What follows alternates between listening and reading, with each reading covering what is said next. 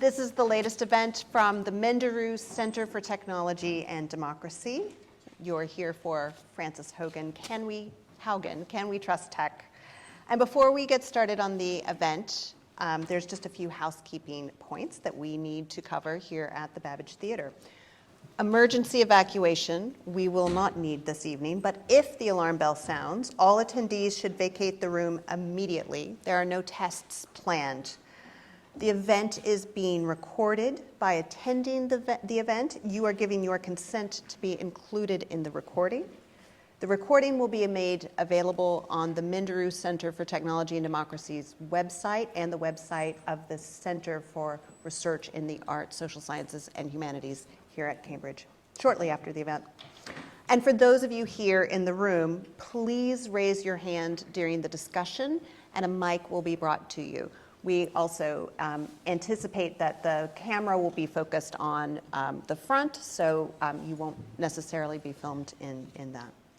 So I am Gina Neff. I'm the Executive Director of the Minderoo Center for Technology and Democracy, and it's my great honor tonight to welcome Frances Haugen and Professor John Naughton to this discussion. First, I'll introduce John. Professor John Naughton is chair of the advisory board of MCTD. He's also director of the Press Fellowship Program at Wolfson College. By background, a systems engineer, John's also a historian of the internet whose main research interests lie on the network's impact on society. And he also occasionally writes for a fine publication here in this country, The Observer. Frances Haugen is an advocate for accountability and transparency in social media. Born in Iowa City, Iowa, Frances is the daughter of two professors. We welcome her back to the Academy tonight, and grew up attending the Iowa caucuses with her parents, instilling a strong sense of pride in democracy and responsibility for civic participation. Frances holds a degree in electrical and computer engineering from Olin College and an MBA from Harvard. She's a specialist in algorithmic product management, having worked on ranking algorithms at Google, Pinterest, Yelp, and famously, Facebook. In 2019, she was recruited to Facebook to be the lead product manager on the civic misinformation team, which dealt with issues related to democracy and misinformation, and later worked on counter-espionage. During her time at Facebook, Frances became increasingly alarmed at the choices the company makes prioritizing their profits over public safety, putting lives at risk. As a last resort and at great personal risk, Frances made the courageous decision to blow the whistle on Facebook. The initial reporting was done by the Wall Street Journal and what became known as the Facebook Files. Since going public, Frances has testified in front of the US Congress, the UK and EU parliaments, the French Senate and National Assembly, and has engaged with lawmakers internationally on how to best address the negative externalities of social media platforms. Frances has filed a series of complaints with the US federal government related to Facebook, now named Meta, claiming the company has been misleading the public and investors on how it handles issues such as climate change, misinformation, and hate speech, and the impact of its services on the mental health of children and young adults. So with no further ado, let's turn it over to Frances before our conversation. Frances. Hello, thank you guys for inviting me.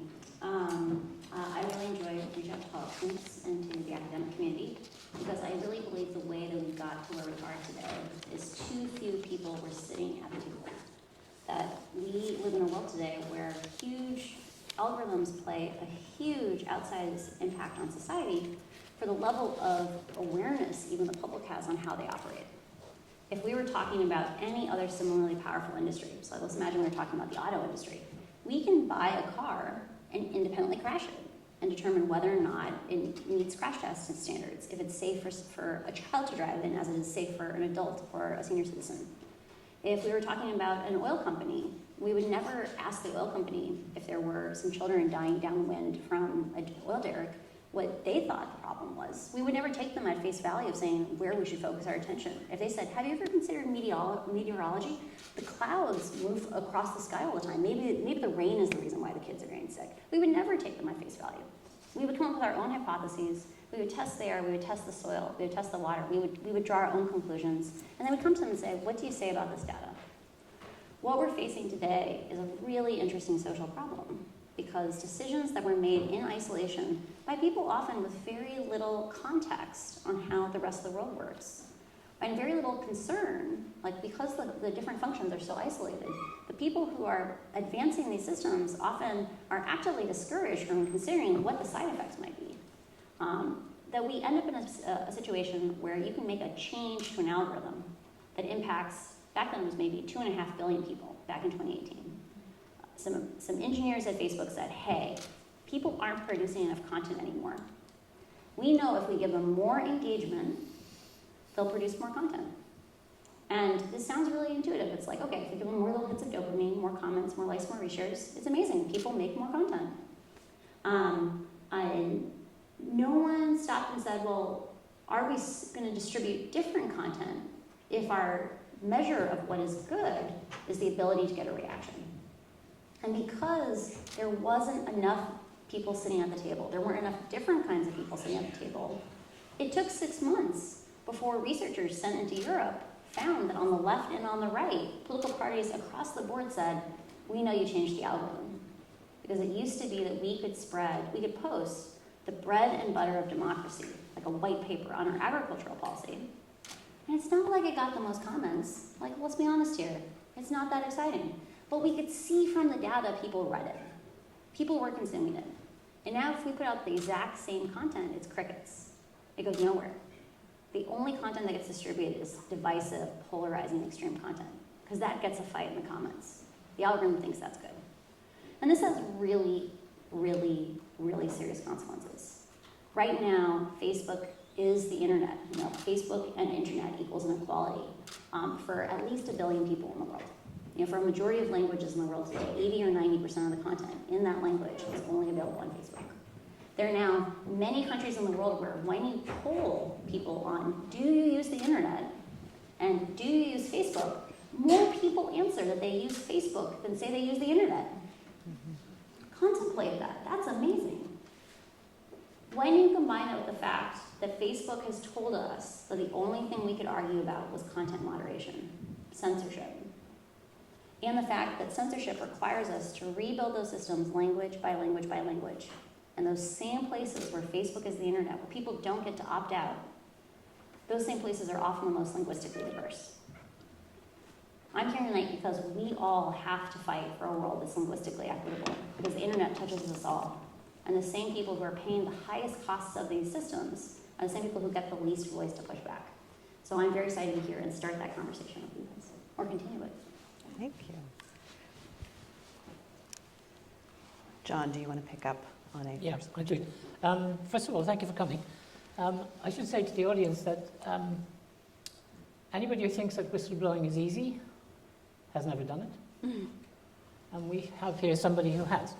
And just following up from what you said, given the numbers of bad actors of various kinds who wish to exploit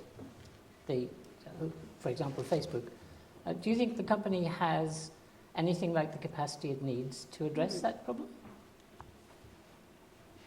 One of the things that made me the most concerned when I worked at Facebook was Facebook routinely encounters conflicts of interest where the employees don't even recognize that conflict of interest has taken place.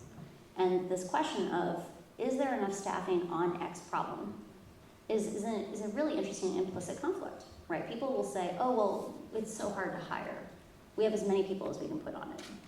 And implicitly, we're not asking the question of, well, would you be able to hire more people if you spent more money on this problem? Like, how much is it worth to actually do a good job on that problem?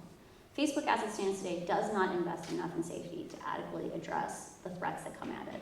Does it have the money to do so? Yes, it does. Does it make the choice not to invest in that way? That's also true. And this is a company that proposes to spend $10 billion and put 10,000 engineers working on building an imaginary virtual world in the next 10 years? Yeah, and if you'll notice, so this is before the DSA had passed, they said they were going to hire those 10,000 engineers in Europe, just to dangle the carrot. DSA being the Digital Right, Services Digital Act. Services Act. Yeah. The most significant piece of regulation around the internet, basically passed in the last 25 years, came to a political agreement just a few weeks ago. And I think Europe was very concerned, Facebook was very concerned that Europe might act. And so, yeah, they came out and said, you know, the future, oh yes, there's a lot of unpleasant things about social media today, but the future is this glorious world where we'll all live with headsets on our face. And that's why we're going to spend $10 billion on video games, but only $5 billion on safety. And this is a bet on what the future of humanity is like. In other words, they're assuming that 5 billion people might be content to live in a virtual reality world for a good deal of the time. I think this is a great illustration of the danger of educating computer scientists in isolation. Right. Because the phrase "the metaverse" came from a dystopian novel. Like when Neil Stephenson was describing the metaverse, it was not meant to be an aspirational concept. It was meant to be a symptom of society in decay. Right? That the world had become so unequal, so unstable, so sad, so pessimistic that we would hide in this glorious virtual world. And one of the things that is like actually one of the few treats of being a whistleblower is you get to talk to a lot of journalists, and no one in the world gossips as much as journalists gossip. and I've been told now by multiple journalists that part of why Mark is so confident we're all going to spend all day in the metaverse is because he spends all day in the metaverse now. And I think we need to now, before we start seeing the consequences of making a substitute virtual life so attractive that people would want to spend all day with a headset on their faces, I think we should ask questions now about what does that world look like, or what are the consequences of that world, because we are beginning to go down those tracks. And Thank you. to the critics who might say, okay, fine, but are these problems Facebook problems, right? Surely, you know, the problems of misinformation are just bad actors out there. How do you counter those critics? So Facebook likes to say often, you know, there's always been these bad things in the world. So people have always said things that weren't true. People have always been hateful. There's always been ethnic violence. Kids have always been bullied. There's always been people with eating disorders. You know, this is just a mirror. Like, we're just a conduit. It's neutral. And the thing that we all need to be aware of is that Facebook is not a mirror. It is an amplifier. And it is also an inducer. And so I'll give you like a concrete example that's like a little more grounded than misinformation. Because like I think when we talk about Russia and things like that, it gets a little abstract. If you go into basically any kid's Instagram account in the United States now, all the recommended accounts will be accounts about their school. And there'll be things like confidential pages where you can post gossip to like a Google form, and the owner of this anonymous account will post this vicious gossip about some other child in your school. Or I learned the second one from the principal of my high school. There are now fight clubs on Instagram. So the number one thing he spends disciplinary time on, and this shocked me. I felt very old when he said this. He was like, the number one thing that I spend disciplinary time on is Instagram. And I was like, how is that possible, right? It's an app. And he's like, there is an anonymous account where kids go and pick fights with other kids, and their friend will film it. So one of those two children did not consent to that fight, and they'll film it, and the kids never come forward because they're embarrassed. But this account is just fight after fight after fight that these kids broadcast out. And those accounts are getting recommended as the top recommended accounts because they're high engagement. But Facebook's not a mirror, it's an amplifier. And then that inducement, that's a behavior. Once you put a platform for performativity, humans go and perform. And so in the case of misinformation, you know, not all information gets distributed equally. Good speech doesn't get to counter bad speech because misinformation gets to live in the entire space of ideas. I always like to say it's like the French fries of information. Truth is complicated, it's nuanced. Sometimes it's really unsatisfying. It's the kale of information. It's still delicious. It's just delicious in a different way. And when you have an algorithm that doesn't place any value on the truth, that it treats misinformation and truth as equal things, French fries will always win over kale. Just going to go back to the metaverse for a minute. Sure. You could view this switch, this amazing kind of strategic switch, as being, well, it could be an attempt to shed the unpleasant skin of a Facebook that's mired in all kinds of difficulties. But could it also be somehow confirmation that Facebook as such is actually declining? So I had the pleasure of meeting with a regulator earlier today, and they pointed out something to me that I had not been aware of, which was Facebook made an announcement a couple weeks ago, like Mark posted on his personal Facebook page, that Facebook was going to make a shift to show you less content from your family and friends. And I was intrigued, because basically every time they've faced a crisis for 5 years, 6 years, they've been like, okay, we hear you, we've got these problems, we're gonna show you more content from your family and friends, because like, the reality is your family and friends aren't the problem. Facebook has run lots of experiments where if you treat all content on Facebook as either being content you consented to, like your family and friends, pages you actually followed, groups you actually joined, or everything else, like stuff your friend commented on and got inserted into your feed, or just stuff Facebook thought you might like, or a group you got invited to but never joined. If you just give people more stuff they consented to for free, you get less hate speech, less violence, less nudity. So for Facebook to come out and say, you know that friends and family thing? No. We're worried you're missing some really good posts, so we're gonna show you less of your family and friends. I think that's a sign that they must be facing huge problems. Like, I'm guessing there's substantially less content from your family and friends than there was a year ago, and that's why they're doing this. Because I do think they're really scared that the future is moving on, that they're having trouble adapting. Like they haven't been able to figure out what is their role in society, and people are leaving. And so I do think they're trying to take the cash while they still have it and try to build the next leg forward. Do you think that might be geographically uneven? In other words, that the decline is in the markets where they derive most of their revenue from users, but it will be continued in poorer markets? And if so, what would be the implications of that? That is, I think, the question of our time. Like if I could make every policy person in the world listen to one question, one answer, it would be that question. And it's because most people are unaware that Facebook makes about $55 per person in the United States and Canada. They can make about $14.50 per person in Europe. They make about $4.50 per person in Asia, and they make $2.50 per person in the rest of the world. And so the consequences of Facebook dying on the coasts in the United States, and there's been a couple of quarters now where it's been bad enough they've had to publicly put it in their SEC filings, or declining in Europe, is they will still be the internet for 1 billion people. They will still be the internet for most African countries, for many parts of Southeast Asia, because in those places, they went in and bought the right to be the internet. For enough users in those countries, they came in and said, your data is free if you use Facebook, but for anything else, you're gonna have to pay. And so businesses don't have their own web pages. There aren't independent news sources. Everything is on Facebook. And so people may walk away in places where they have choices, but we're gonna be leaving behind 1 billion people who are much more expensive users to support because they're more linguistically diverse, and we're gonna starve the beast, and there's not gonna be resources to do adequate systems in those places. Let's talk a bit about that systemic risk of Facebook equaling the internet for more than 1 billion people in the world right now, today. And a company that's done the math, right, or the maths. I knew that would get a giggle. That's why I did it. I speak both languages. Liar. So they've done the calculation that those billion don't count. I think we have to be so careful. So there's a difference between a mistruth and a lie. Like a lie means you intended to deceive. A mistruth can be you were just ignorant or you were misinformed, right? I think it is a question of Facebook genuinely. Actually, this is the one. So I'm writing a memoir right now. I have the title "I Want Though I'll Never Get It," which is love over hate. It's a math joke.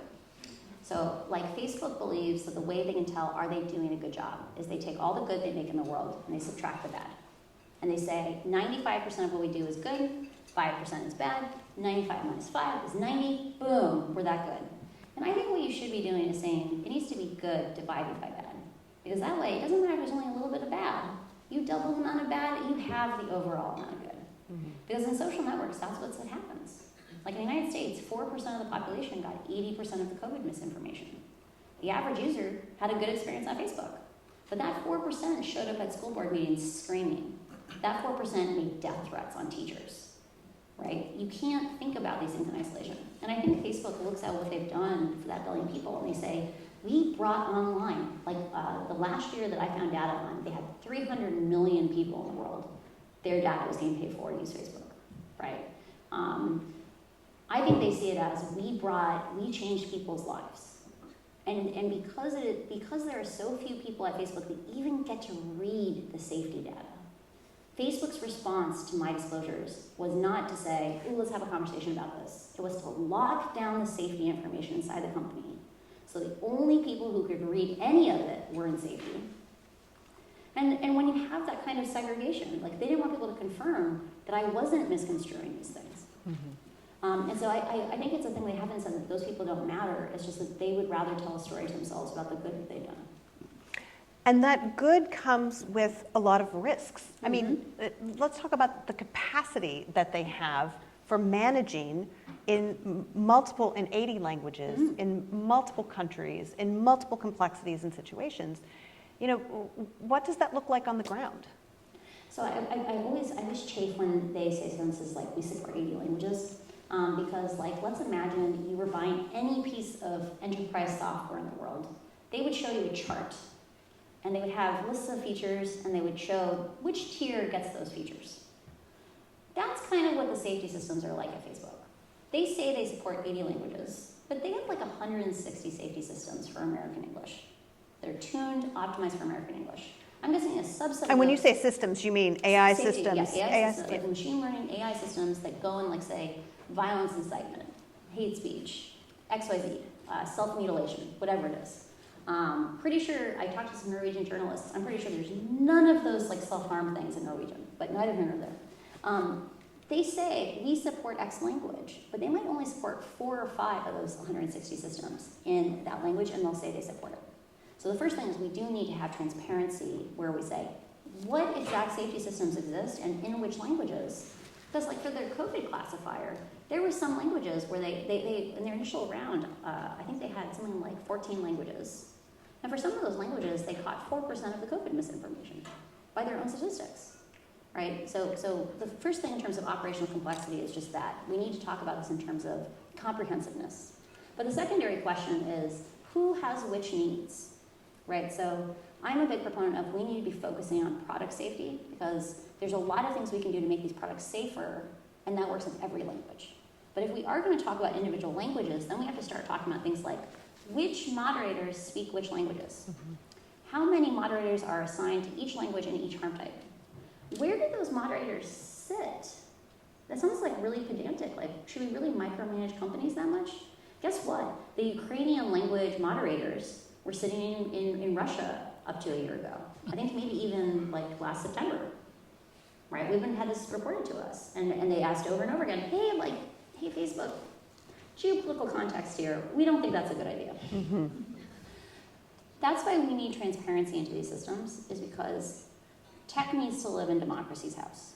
When we separate it out, we live with the consequences of that. I was thinking, when you look back at the recent history of this industry, say for 20 years, I think there have been 2 major whistleblowers. One is Ed Snowden, and the other is you. Oh. And what's interesting is that in a way you both had the same approach. You strategically accumulated a trove of revelatory documents, and you took them out, you left, but then you both chose strategically a powerful conventional media partner in order to make sure that the stuff you brought out actually really makes it into the public sphere. And I think in both cases, I think that was really shrewd. Because WikiLeaks discovered a long time ago that it's not just enough to publish the stuff. You have to have some way of getting it into public discourse. And in both cases, you've done it. And as I was watching the way in which your story developed, the thing I wanted to know, given the chance to see you, was which of the things that you revealed that you regard as important have not had the public purchase that you would have liked or anticipated? I think the the biggest one, this again, so one of the things that I valued about my education was I had the lightest weight engineering degree you could get in the United States, and so I got to take a lot of other classes. And one of the most important classes in my performance as a machine learning person was I took a biogeography class. In biogeography, you can be like, what does living organisms and maps have to do with like computer science? But it really taught me to think in terms of there's not uniformity in the world, right? To say like, it didn't land. Like the thing that I think is the most important is this idea of linguistic diversity, linguistic equity is really, really important, and machines don't understand it. And unless we talk about it, and unless we demand transparency into it, we will have radically different outcomes. That didn't land at all in the United States. It landed really well here, and that's partially because Facebook spent 87% of their operational budget on misinformation on English. They spent 57% of their hate speech budget on English. People in the United States didn't really understand the significance, they didn't emotionally connect to it. The only issue that really landed there, I felt, was like the teens stuff, like children. Yeah. And so to say that, did it land, I think Europe it really, like the Digital Services Act, like continental Europe, really took the ball and ran with it. And I think it's because they're living with the consequences of it. Like it crystallized their lived experience. But I have felt that like, I haven't yet been able to explain into the United States the idea that like, in a way that people connected to it, that I really think 10 or 20 million lives are on the line from not caring about languages, right? Wow. Because the most fragile places in the world, places where Facebook is the internet, where you cannot choose to leave, are the most linguistically diverse. Yeah. And their languages that just don't get supported. Okay. So we hold. So, well, just before we open it up, I mean, what's the answer? So, I know you've got the answer. The answer, love over hate, to that equation. Yeah. You've talked about what the human backstop is to the safety systems, right? That Facebook, in terms of being able to open up and evaluate those safety systems, how understaffed they are in terms of human threat and human marketing. What should we here in this room be advocating for? Totally. So I'm going to go like way more abstract to come back. So one thing or be more concrete, I always say any conversation that begins and ends with me is doomed to fail. It's not going to work. But I want to take a step back and imagine a different skill set. So what I'm about to advocate for, I want to first contextualize just with literacy. So if we roll back in really recent time, like I'm talking 1900, like one of the things we discovered in World War I was that if you didn't live in a city, like a big city in Europe or I don't know about the UK, I know this for Europe. If you didn't live in a big city in France, you were probably not literate beyond like maybe 100 or 200 words. Which sounds crazy, like as recently as like 120 years ago, 100 years ago. And what we came to the conclusion was we needed to live in a society where everyone was literate, because you can't check power unless people have a baseline level ability to interpret information in context. And that's why like things like public education really matter. That if we want to check power, we have to have people have an ability to sit at the table, at least at a very basic level. And when I left Facebook, I felt quite firmly, and I've talked to other people about this, I felt there were at most 300 or 400 people in the entire world who understood how the algorithms worked at places like Facebook and the intersections with the product features. And at that point, maybe 30 or 40 were left at Facebook. And I've talked to people who I consider on that list, and they're like, no, it's more like 200. And no system, no world can exist with systems that powerful with only 200 people who understand them. And so we need to think about how do we bring people to the table. And I'm not saying everyone in the world has to be able to train an ML model or understand an ML model. But we need to live in a society where at least 10% of the population or 15% of the population understands the significance of these issues at a level where they can talk about them or they can have at least a mild seat at the table. And I feel really firmly about this because we're entering into an era, or we've already entered an era, where technology is going to move faster and faster and faster, and it's going to be more and more opaque to us. Because when we were talking about cars as being the transformation technology, anyone could buy one and take it apart, right? If you didn't like how that engine worked, if you didn't like leaded gas, you could, be like, hey, there's leaded gas, I can see the lead. And now we live in a world where unless it's presented on our screens, we don't get to see what's actually happening behind. And we don't get to see what the representative impacts are. And if we don't figure out the modern ways of doing governance on these systems, we're in deep trouble. On that Cheery bright note, we've got time for questions from the audience. I've got 2 microphones. There is someone on the back row raising her hand. Hi, thank you for the talk so far. I'm quite interested in terms of, you joined Facebook quite late, and I know there was a drop-off post-Cambridge Analytica in terms of staff and recruitment issues. They still are able to recruit a lot of people, and I suppose I was wondering what you thought you were getting into, what sort of made you change, and really maybe your thoughts on why staff are still staying there, because if people are dropping off in sort of developed countries. Just be interested to know that. Thank you. So Facebook is full of kind, conscientious people who do think they can make a difference. I joined in 2019, kind of almost by accident. So if you have more than 5 years of experience in Silicon Valley and you're a software engineer, data scientist, that kind of thing, you will get contacted 4 times a year.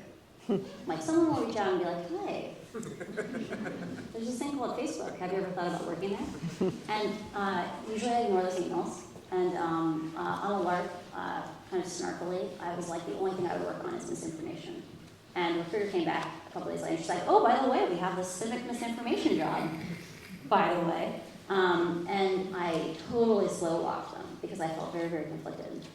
Because like I said before, I knew even going into there how few people work on, people who are of a human orientation, so I'm a product manager, who also work on algorithms. So I've worked on algorithms since 2007. And to give people context, so when I say there's 300 or 400 people in the world who really understand both the human side and the algorithm side at the level that we need to have conversations on these things, the first product manager at Google, who actually stuck and did well over time, started in 2006. The company was 10 years old before someone with a real human-centric hat and an algorithm hat converged in one person. This is a very young field. And so they said, hey, we have a civic misinformation job. Would you be interested in it? And I had a very personal grievance with misinformation. So I was sick enough in 2014 that I had to relearn to walk. I have celiacs. And if you get that diagnosis, please take it seriously. Gluten is real. And I got malnourished enough that I got paralyzed beneath my knees. And so I had to relearn to walk. And I had this assistant I hired who helped me with a bunch of stuff. And he started doing things taking me walking 5 days a week. And he was into lifting. And he taught me how to eat protein and all these different things. And I really feel like I owe my life that I live today, that I really enjoy today, to him. And in 2016, after Bernie lost the nomination, he went off the deep end. He kept going to darker and darker corners of the internet. And by the time the election came around, we were exchanging 1,000-word emails on does George Soros run the world economy? And our conversation ended when he was like, do you even read your own citations? These are all from the mainstream media. And it was such a loss for me because he was a smart, college-educated, funny, compassionate human being. And even he couldn't resist misinformation on the internet, right? And so I never wanted anyone to feel the pain that I felt losing him because he was like a little brother figure to me. And so they offered me this job, and I slow walked it because on one side I felt I needed to do it, on the other side I was like, this is going to be a really unpleasant job. And I ended up getting there, and within 2 weeks I was like, oh my God, I'm way in over my head. Because I thought I was going to work on misinformation in the United States, right? Because I had all the same cognitive biases that every other Facebook employee did. I lived in Silicon Valley, I'd only worked at a big tech company. I hear misinformation, I hear 2019, I'm like, oh, clearly we're prepping for the 2020 election. That's clearly what this job is. And no one had ever clarified with me in my entire recruitment process that no, I was only going to work on misinformation in places without third-party fact-checking, which is most of the world, right? Because most of the third-party fact-checking budget was spent on English, and mostly in the United States, not even on Britain. They never disclosed any of those stats for a reason. And within 2 weeks, I was like, this is not a problem. This is like a civilizational problem. Because in world history, we've only had periods of mass literization, condensed mass literization a few times. right? Like the printing press was not actually disruptive. Teaching people to read was disruptive, right? Like 40, 50 years after. Martin Luther comes along and is like, we have to teach everyone to read, even women, right? Everyone must read the Bible, like, otherwise you won't go to heaven.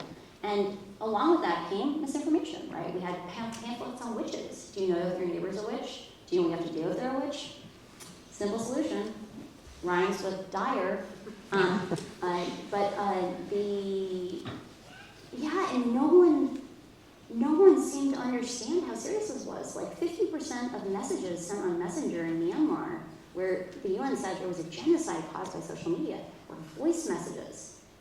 Like it really is. People are becoming literate to use a system that was not designed for communities that have just begun to process information in this way. And so, the internet was designed for people at Ivy League universities, right? And I was just really shocked that we had like 2 people working on digital literacy, so. And if just follow up that, if some friend of yours came to you and said, I've got a daughter, she's just got a PhD from Cambridge in machine learning, she's very bright, she's been offered a job at Facebook, what would you say? Would you say she should take it?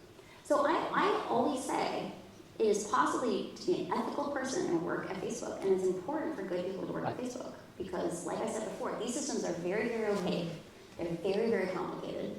We have done some rights to the Digital Services Act. We hopefully will pass the online safety bill in some form, and we'll get some rights via that.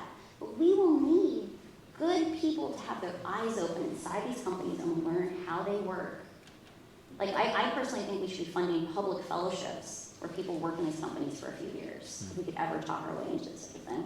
And when you say people, is that policymakers? The public needs to fund fellowships to go in these companies, because the only way we understand these systems is working with these systems. And if someone's daughter, like, had a PhD and was interested in doing it, one, you will make lots of money. I encourage you to live well beneath your means, because that will give you the choice to follow your conscience. But it is a thing where we need people to go and understand and bring it out, because these systems will change where our civilization goes. And if only people who have no interest in the public good work there, we will lose that opportunity. There's another question. I was going to take one on this side. Oh, we only have one room, Mike. I can also see questions. Yes, please. Thank you. Thank you again so much for being here and speaking. I just wondering, I think one of the things, at least I'm from the United States, and kind of the underlying threat in a lot of Facebook communication is, if you regulate us, if you slap all of these, if you bring government specifically in as a way to make our systems more accessible, make people understand what the algorithm's doing, it's going to become impossible as a business model to operate, and that in turn is going to negatively impact the billion people who rely on Facebook for internet. I was wondering if you could just speak a little bit maybe to that reality or the myth of it, and kind of what you see as then going forward, the relationship between maybe not totally upending their business model, but still being able to bring regulation in as a means of moderating. Will regulation ruin the business? Yeah. So I think that the word regulation is a huge umbrella, and it covers a lot of different things. And I don't support regulation that says you are not allowed to have X kind of content. Because the reality is AI, artificial intelligence, machine learning, is incredibly bad at, in a high precision way, being able to say, this is hate speech. This is misinformation. This is of democratic importance. It's incredibly bad at doing that in a precise way, because the language is so ambiguous, and there's such a continuum of classification.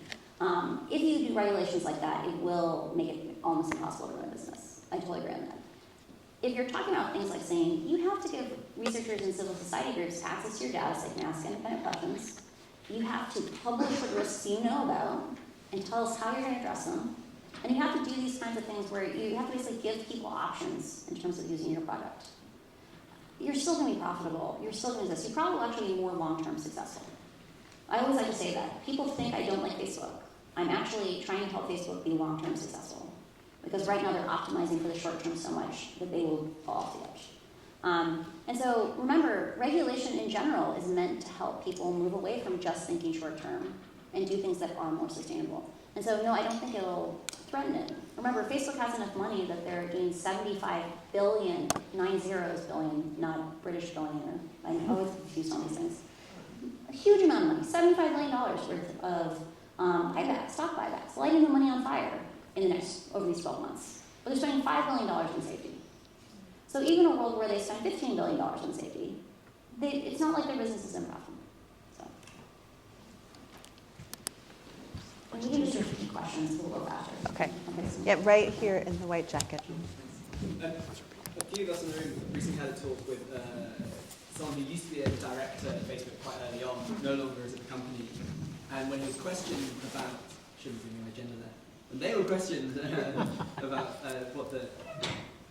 the materials that you leaked, and said that this was part of a standard process, that they were very thoughtful people, as you said already, who came up with these reports all the time and wanted to try and make it better. And then it went across many people's desks. And so it wasn't that they were being ignored, but just simply that there was just so much going on as part of this normal business process. What would you say to this person?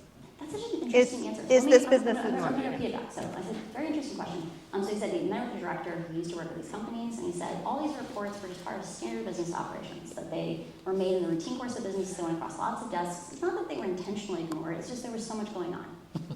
And I'm guessing the comms team doesn't like that answer, just let me know. A repeated thing that happened at Facebook was they would very, very minimally staff teams, even critical teams. And it's because, and this is a real contrast with Pinterest. Like Pinterest struggles with hiring even more than Facebook, right? But Pinterest is very intentional what they do and they don't do.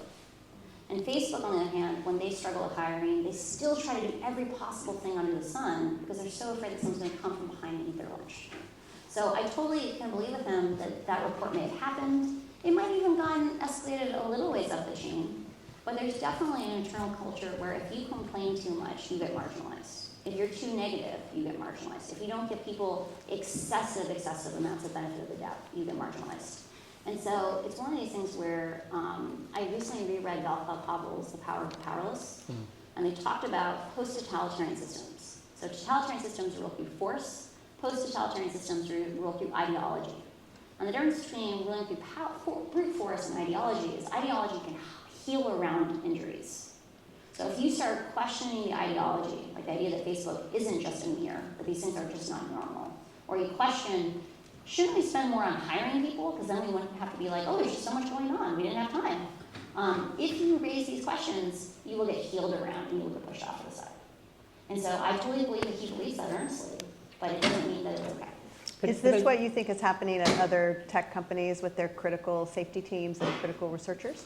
So to be fair to Facebook, I think Facebook has different circumstances, some of them because of their own choices, right? Twitter never went into like paying for internet in large African countries. Like no other tech company opened itself up to some of these cancer forms. Like Facebook chose to open those cancer forms. So some of that is, I just don't think they face the same problems. But I don't think there's the same incongruity where there's these entrenched, I don't think there's any similarly successful company in Silicon Valley that is as toxically viewed and yet is able to continue to maintain it. Maybe Palantir? Palantir, though, does do places where it adds real legitimate social value. I don't know. Yeah. Could I just ask the question for a minute? Did your friend, the ex-director, did he ever read Andrew, what's his name, one of the senior executives in Facebook, whose name I can't... Oh, Bosworth? Andrew Bosworth's memo? The The Ugly Truth? I'm paraphrasing, but it's worth reading if you wanted it. It went to everybody, and the memo says, I'm paraphrasing, what we do is we connect people, period. And sometimes by connecting people, bad things happen, including people dying. Yeah. But that's neither here nor there. We connect people.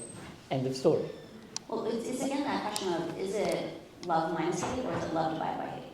Right? Because the way he phrased it in that memo is, the most important thing we can do in the world is connect people. Like it does not, it's not even so much that sometimes people die, it says it doesn't matter if people die. Connecting people is so important, so transformational, that those deaths are collateral damage that we should embrace because connecting people is so important. There's a question in the front.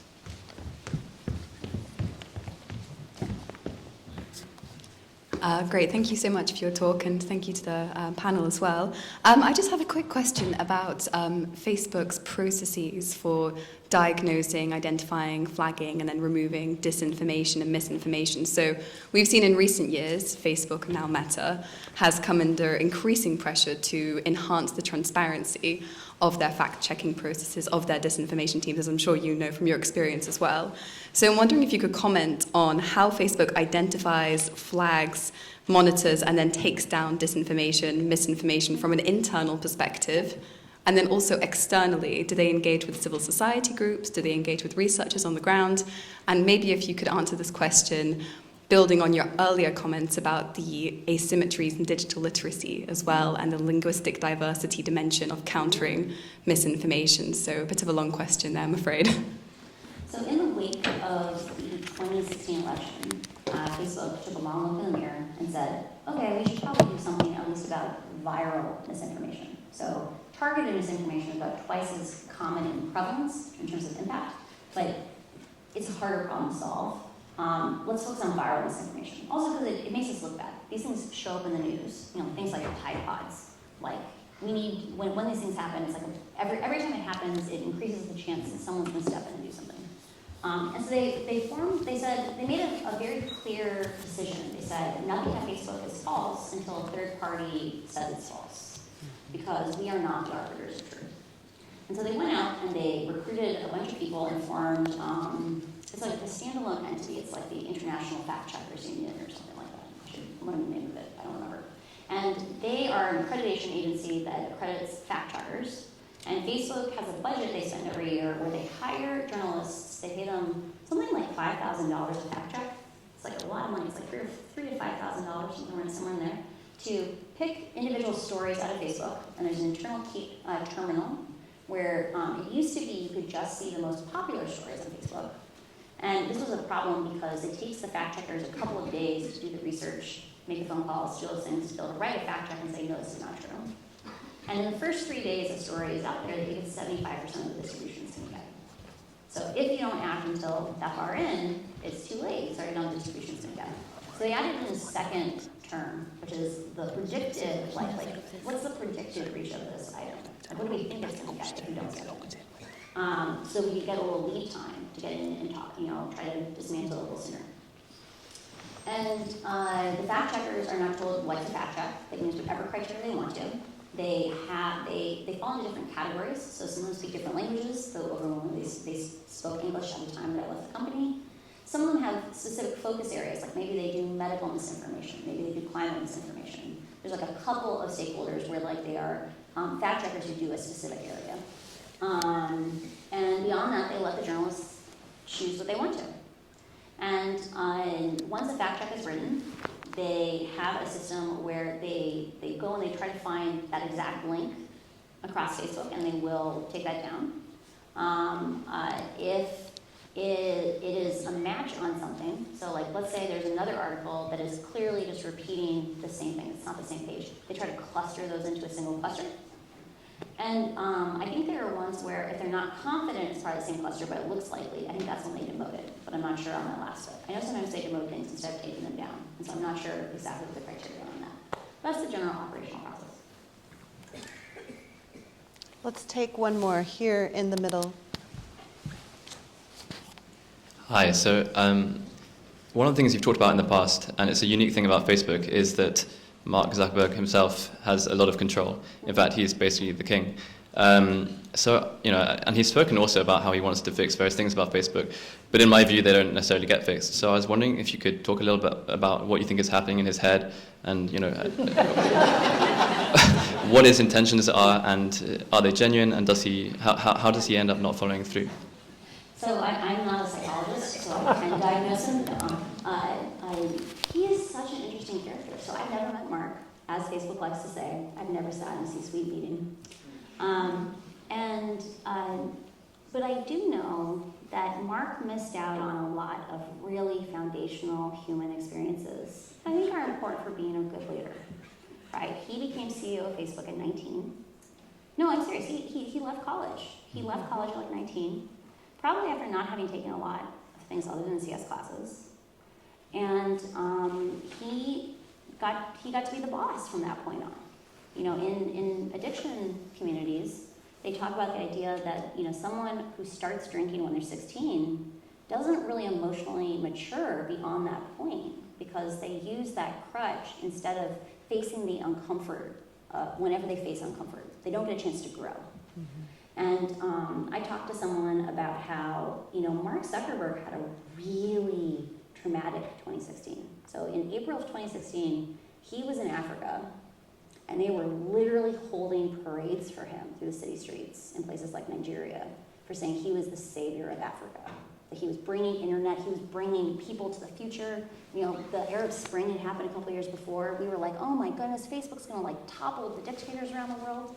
Like, he was riding high, one of the richest men in the world, and you know, 7 months later, we said he's ruined democracy. And I think he really, really struggles. I think the reason why he's spending all day in the metaverse is, no, let's have compassion here. Hurt people. And why I refuse to like demonize Mark is until Mark gets to heal, he's gonna keep hurting us. And I think the reason why he's running away into the metaverse is when he goes into a cafe, if he goes to a restaurant, I get people grimace at him. And that has to be hard. And the part that I find so sad about the whole thing is Nick Clegg. I'm willing to be critical about Nick Clegg. That did get a laugh. You're just playing to the audience. Okay, I'm getting there. So Mark Zuckerberg had no clue when he was 19 what he was stealing from himself by setting on the course he went on. He probably even today doesn't understand fully, like how he's suffering. He might not even be able to identify the pain he feels, right? But Nick Clegg is whispering, so Nick Clegg is his global head of communications or policy, and he's telling Mark, and we know this because Mark has gone on podcasts, he's telling Mark, people are just jealous of you. You're so successful, you're so rich, you've changed history, they're just so jealous, that's why they're so critical. Or he's saying things like, you know what? You're going through a really big growth experience right now. Like Mark has said this on things. He goes, you know, I've really grown the last few years. I've realized that sometimes you have to accept you're going to be unpopular if you stand up for what you believe in. And I'm a defender of freedom of speech. And the part that is absurd about this, and this is how I can tell that Mark is being hurt by his own choices, right? Like one of the things that the reason why Václav Havel is so amazing is he talks about in The Power of the Powerless how the powerful and the powerless, it's a kind of a blurry distinction because within each of those systems, we are both powerful and powerless, right? That ideology both oppresses and causes, and we are the oppressors and the oppressed. And in the case of Mark, like, he has solutions he could use today to reduce misinformation that don't touch content. Like if we said, Alice writes something, and it lands in Bob, her friend's feed, and he reshares and it lands in Carol, her friend of friend's feed, and she reshares and it lands in Dan's feed.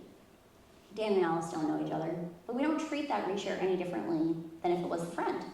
Dan doesn't know who else is. She could be a Russian agent. If it was 100 hops down the chain, we'd still treat it exactly the same as if it were her friend. If you just say, hey, if it gets beyond friends of friends, you can still say whatever you want. It can be horribly hateful, it can be misogynistic, it can be violent, it can be nudity. You can do whatever you want, but you have to choose to do it. You can't just hit reshare anymore. We're going to value intentionality. We're going to value humans in the loop. You can copy and paste if you want to keep saying it, but you have to choose to do that. That is the same impact on misinformation as third-party fact-checking. Only we didn't choose which ideas were good or bad. If Mark is a defender of freedom of speech, if the reason why he's suffering is because he stands up for freedom of speech, why doesn't he do that? And the reason for that is it's going to cost him maybe 0.1, 0.2% of profit. There's some countries in the world where 35% of what's in the newsfeed are reshares. And I'm guessing those are also probably more fragile countries, because it's usually lower literacy populations are more dependent on reshares.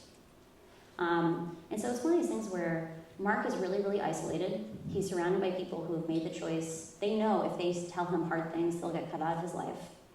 That's not a strength of his. Like, we shouldn't laud him and say, good job, Mark, you cut people out who told you hard things. But we should be empathetic that he's partially there because we let him go there, right? He ended up there because no one dislodged him. No, we didn't do greater pressure to say, you can't be CEO and chairman.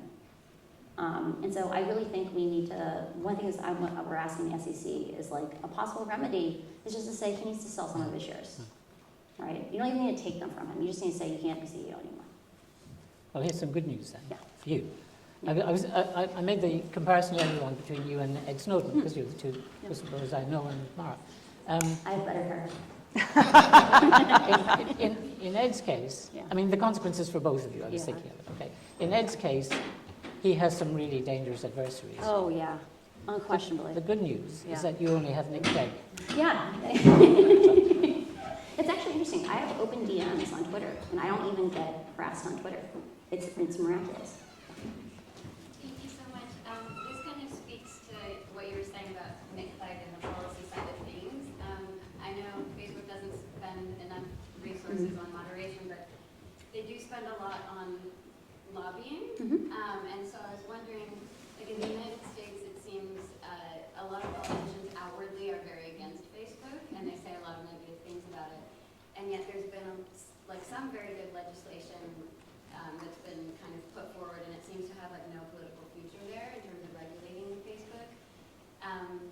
And so I was wondering if you could speak a bit about, like, from an insider perspective, the extent of money that they sink into, like, the Washington office, and how much corporate capture there is in the political space. So the question was, they don't spend a lot on moderation, but they spend a huge amount on policy and comms and lobbying, and questions around political capture.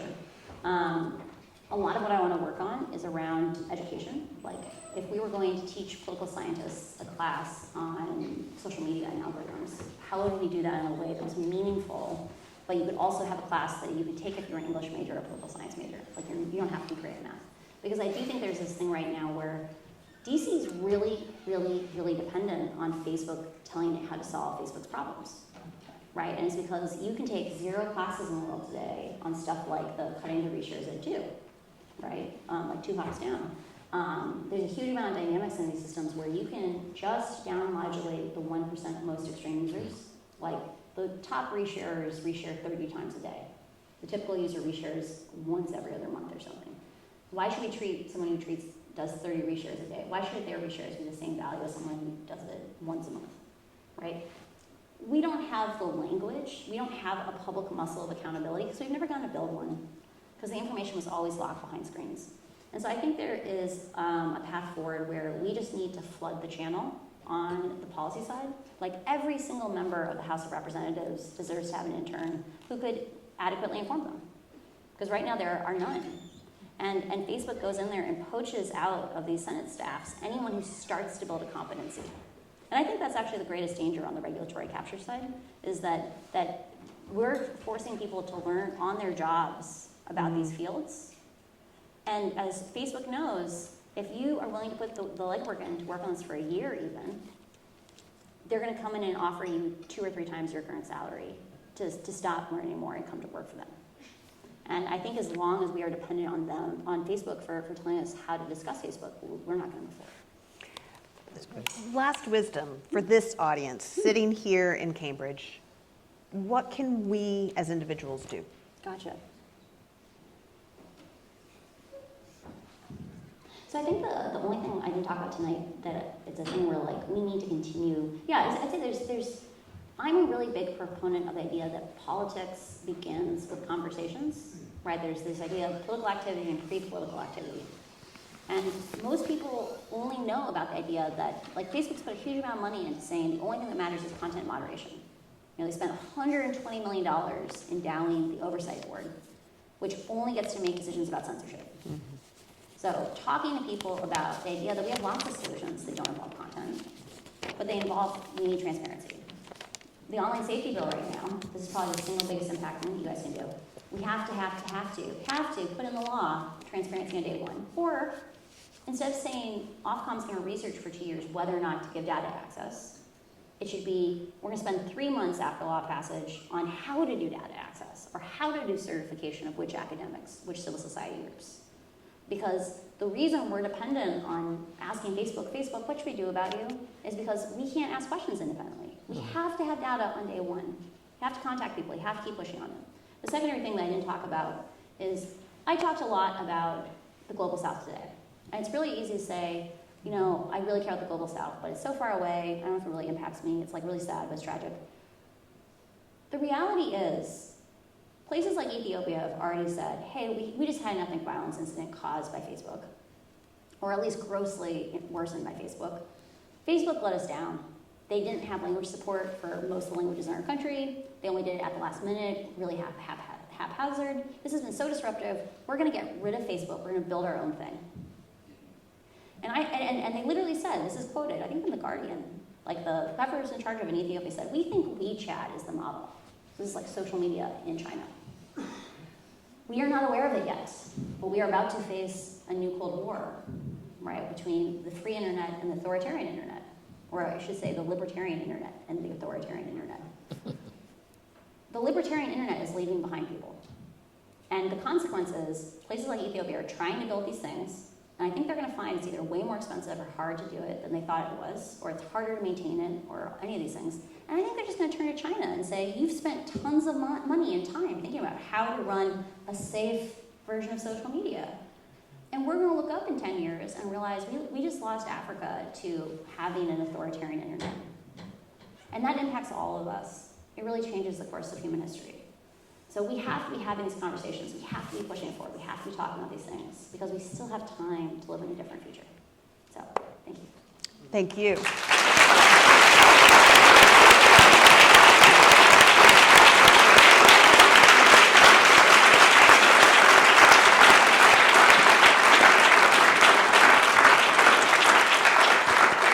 And thank all of you. Thank you for being part of this conversation. We would very much appreciate if you get the Eventbrite link to a short feedback survey. Give us some feedback on this session. Details of our future events will be on our website, mctd.ac.uk.